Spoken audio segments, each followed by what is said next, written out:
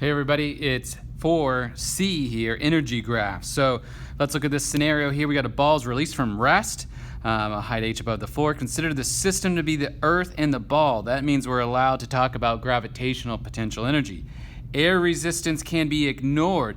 That means that we don't have any friction basically taking away our mechanical energy and changing it into heat. So our total mechanical energy then will be constant, is the main takeaway from that. So we want to make a graph here. It says of potential energy, kinetic energy, and total mechanical energy, all versus distance. So let me get out that graph that I've blown up nice and big here. All right. So let's start with potential energy because I think that might be the easiest to see.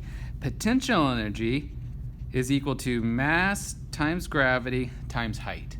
And so if we write this as a proportionality, it will tell us the shape of the graph. Gravitational potential energy is proportional to the height. So that means it is a linear relationship there.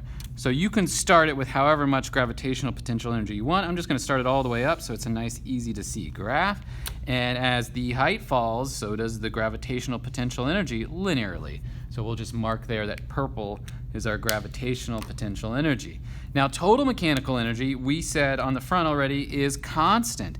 So in the beginning here, this amount of potential energy, that's all there is. There is no kinetic. It was falling from rest. So that total amount there is not only the potential, but the total, and that will remain constant the whole time there. And last up here is kinetic energy. So to do kinetic energy, one way you can do it is simply that the kinetic energy graph has to mirror this potential energy graph. So if we've lost half our potential energy, then we must have gained that same amount of kinetic energy. So we can simply start up here and come down to the bottom, and that has got to be the shape there of our kinetic energy graph.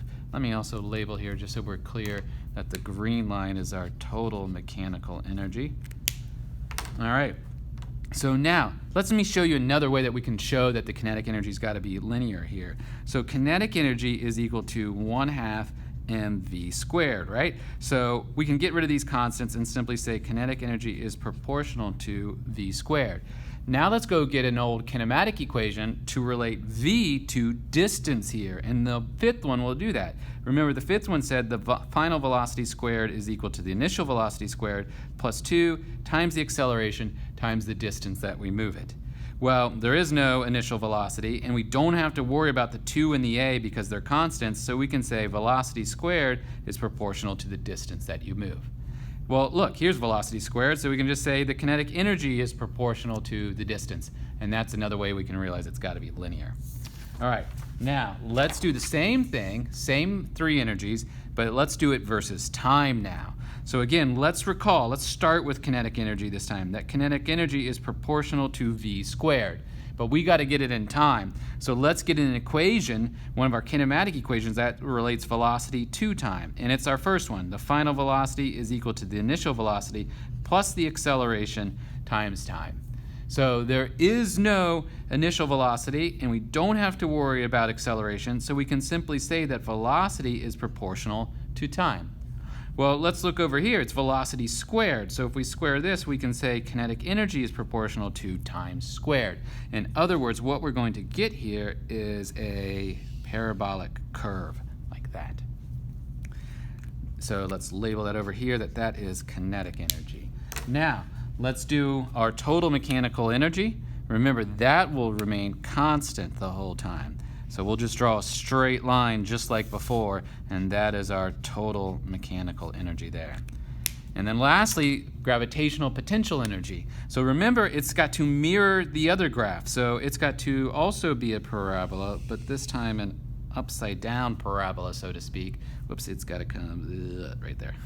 So that's the gravitational potential energy. But let's just show again how we can prove it with our equations. So remember that gravitational potential energy is proportional to height. So what we need is a kinematic equation that relates height to time. And it's what we call the third one.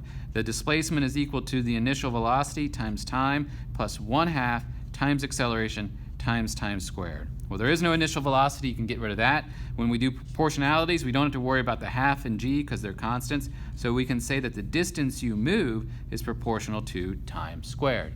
And so that means up here we can say, height is the distance we move, that's time squared. And so as we lose height, we get a parabolic shape there as well. All right, last part here on this one, they're going to have, and let's sort of keep these graphs handy because we're going to need them again. It says, when the ball has fallen halfway to the ground, in other words, you're at half of h, is the kinetic energy more, less, or exactly equal to its maximum value, or half of its maximum value? So here on this graph, we can clearly see halfway over to the side, and we're halfway up there. So the graph lets us see that we are at exactly 1/2 of our value there. But again, let's pull up our proportionalities. If potential energy is proportional to height, then half the height means we've got half of our gravitational potential energy, which means the other half must be in kinetic energy there.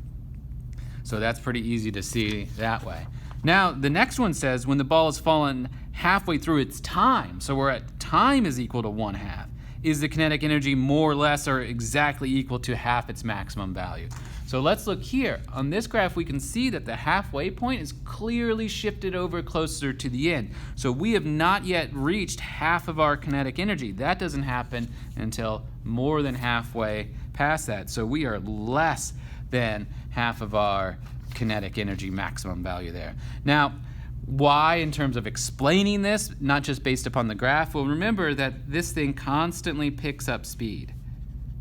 The whole time it's speeding up. So what that basically means is our average speed, I'll call it, during the second half of the trip, in terms of distance, has got to be greater than our average speed during the first half there. That means we cover more distance in the second half than we do in the first half. That also means that we've got more of the potential energy to be lost in the second half, which means more of the kinetic energy to be gained in the second half.